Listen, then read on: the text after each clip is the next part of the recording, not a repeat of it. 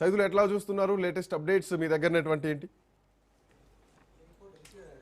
శ్రీకాంత్, బెంగాల్ ఎన్నికలపై ప్రధాని మోడీ కొద్దిసేపటి క్రితమే ఢిల్లీ భారతీయ జనతా పార్టీ జాతీయ కార్యాలయంలో ఆయన బీజేపీ శ్రేణులను ఉద్దేశించి మాట్లాడడం జరిగింది. సో ఆయన కొన్ని కీలకమైనటువంటి వ్యాఖ్యలే యొక్క బీజేపీ శ్రేణులను ఉద్దేశించి మాట్లాడినటువంటి వ్యాఖ్యల్లో భాగంగా చేశారు.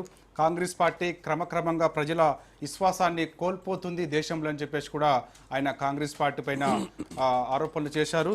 సో బీజేపీ ఉన్న చోట అభివృద్ధి జరుగుతుందని చెప్పేసి కూడా అన్నారు. బెంగాల్లో ఇక అభివృద్ధి దిశగా అడుగులు వేస్తామని చెప్పేసి కూడా మోడీ అన్నారు.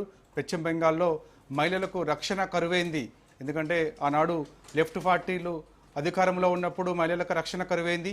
సో ఇప్పుడు తృణమూల్ కాంగ్రెస్ అధికారంలో ఉన్నప్పుడు మహిళలకి రక్షణ కరువైంది. సో ఇప్పుడు బీజేపీ అధికారంలోకి వచ్చింది కాబట్టి మహిళలకు రక్షణ ఉంటుందని చెప్పేసి కూడా మోడీ అన్నారు. సో ఇక బెంగాల్లో అదేవిధంగా పుదుచ్చేరిలో కూడా మా యొక్క అభివృద్ధి ఏ విధంగా ఉందో గతంలో, సో ఇప్పుడు కూడా అలానే ఆ రెండు రాష్ట్రాల్లో కూడా అభివృద్ధి కొనసాగుతుందని చెప్పేసి కూడా అన్నారు. అస్సాంలో ఇప్పటికే అభివృద్ధి దిశగా అడుగులు వేస్తున్నాం, అందుకే మూడోసారి అస్సాంలో బీజేపీని గెలిపించారు అస్సాం ప్రజలను కూడా ఆయన ఈ సందర్భంగా మాట్లాడడం జరిగింది.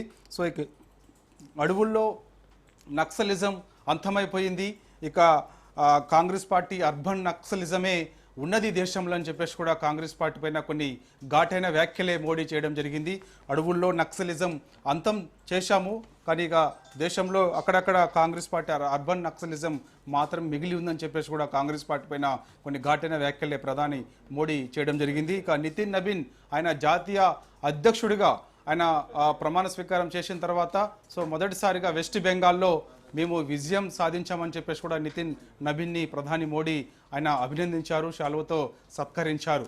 సో ఒకసారి చూద్దాం ఈ యొక్క వెస్ట్ బెంగాల్ ఎన్నికలపైన కొద్దిసేపటి క్రితమే శ్రీకాంత్ మమతా బెనర్జీ వెస్ట్ బెంగాల్ ముఖ్యమంత్రి మమతా బెనర్జీ ఆమె స్పందించారు. సో బీజేపీ విజయం అప్రజాస్వామికం అనైతికం అని చెప్పేసి కూడా ఆమె అన్నారు. సో వీసీ పైన ఆమె కొన్ని ఘాటైన వ్యాఖ్యలు చేశారు. సో వీసీ యొక్క ఎన్నికల్లో బీజేపీకి గెలుపుకు ఆమె ఈసీ చాలా వరకు సహకారం చేసిందని చెప్పేసి కూడా ఈసీ పైన కూడా మమతా బెనర్జీ కొన్ని ఘాటైన వ్యాఖ్యలు చేశారు. సో ఓవరాల్గా చూసుకుందాం శ్రీకాంత్, ఒకసారి చూస్తే తమిళనాడులో చూస్తే మొత్తం 234 స్థానాలకు మ్యాజిక్ ఫిగర్ దాదాపుగా చూస్తే టీవీకే అంటే మనకి 118 స్థానాలు మ్యాజిక్ ఫిగర్ తమిళనాడు రాష్ట్రంలో. సో యాక్చువల్గా టీవీకే 106 స్థానాల్లో స్పష్టమైనటువంటి లీడ్ కనబరిచింది.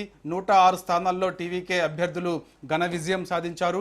టీవీకే రాష్ట్ర అధ్యక్షుడి విజయ్ 2 చోట్ల విజయం సాధించారు. తిరుచి ఈస్ట్లో ఆయన విజయం సాధించారు. అదేవిధంగా పెరుంబూర్ నియోజకవర్గంలో కూడా భారీ మెజారిటీతో విజయం సాధించారు. అయితే పెరుంబూర్ నియోజకవర్గం నుంచి ఆర్ఓ దగ్గర నుంచి ఆయన ధృవీకరణ పత్రం ఆ యొక్క విజయం సాధించిన తర్వాత అధికారికంగా ధృవీకరణ పత్రం ఆర్ఓ దగ్గర నుంచి తీసుకున్నారు. కాబట్టి తిరుచి నుంచి కూడా విజయ్ గెలిచారు కాబట్టి తిరుచి ఈస్ట్ నాకు తెలిసి అంటే మనకి తెలిసి సో ఖచ్చితంగా ఆయన అక్కడ రాజీనామా చేసే అవకాశం అయితే కనిపిస్తుంది. పెరుంబూర్ నుంచి విజయ్ కొనసాగే అవకాశం అయితే కనిపిస్తుంది. సో ఇక చూడాలి మరి తిరుచి ఈస్ట్ నుంచి ఎవరికి మరి ఆయన రాజీనామా చేసిన తర్వాత ఉప ఎన్నిక వస్తే టికెట్ ఎవరికి ఇస్తారనేది కూడా కొంత ఆసక్తి. తమిళనాడులో చూస్తే ఒకసారి మనం చూద్దాం. టీవీకే 106 స్థానాల్లో విజయం సాధించింది. డిఎంకే ప్రస్తుతం అధికారంలో ఉంది. స్టాలిన్ దేశ చరిత్రలో యాక్చువల్గా చాలామంది ముఖ్యమంత్రి అభ్యర్థులు తమిళనాడు రాష్ట్రంలో ఓడిపోయిన సందర్భం కూడా ఉన్నది. 1996 కాంచి చూస్తే ఇప్పటి వరకు కూడా సో స్టాలిన్ ఆయన ఘోర పరాజయం, టీవీకే అభ్యర్థి పైన ఘోర పరాజయం ఆయన చవి చూశాడు. దాదాపుగా 8,000కు పైగా ఓట్లతో స్టాలిన్ పైన టీవీకే అభ్యర్థి ఘన విజయం సాధించారు. టీఎంకే దాదాపుగా 74 స్థానాలతో సరిపెట్టుకుంది. AIADMK 54 స్థానాలతో సరిపెట్టుకుంది.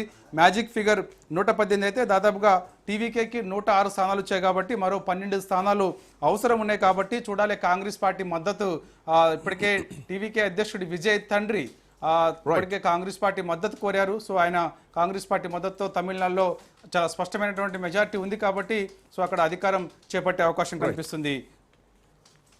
Thank you Saidulu, thanks for joining. So మొత్తానికి ఆత్మవిశ్వాసంతో ముందుకు సాగుతున్నాం.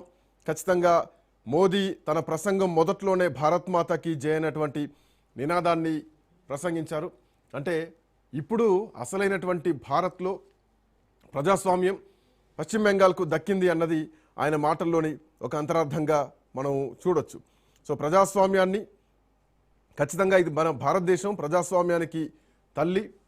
ఖచ్చితంగా ఇక్కడ నుంచి ఏ ఆడపిల్లకు అవమానం జరగదు, అన్ని పథకాలు వస్తాయి, మత్స్యకారులు కూడా ఎక్కడ భయపడాల్సినటువంటి అవసరం లేదు, ఎన్డీఏ ప్రభుత్వంలో అందరూ సుఖశాంతులతో ఉంటారు అని చాలా కీలకమైనటువంటి కామెంట్లు చేస్తూ గంగోత్రి నుండి గంగాసాగర్ వరకు కమలాలు వికసించాయని మాట్లాడారు. అయితే వీటితో పాటు చాలా కీలకమైనటువంటి కామెంట్లు కూడా చేశారు. డిబేట్లోకి వెళ్దాం. నివాన్ గారు కాంగ్రెస్ పార్టీ నాయకులు, పైల కృష్ణారెడ్డి గారు భారతీయ జనతా పార్టీ నాయకులు, అట్లాగే బండారు రామ్మోహన్ రావు గారు ప్రముఖ రాజకీయ విశ్లేషకులు మనతో పాటు జాయిన్ అవుతున్నారు. నివాన్ గారు, మోడీ కామెంట్స్లో ఇక భారతదేశంలో నక్సలిజం అంతమైపోయింది ఆపరేషన్ కగార్ తోటి, అర్బన్ నక్సలైట్ లాగా కాంగ్రెస్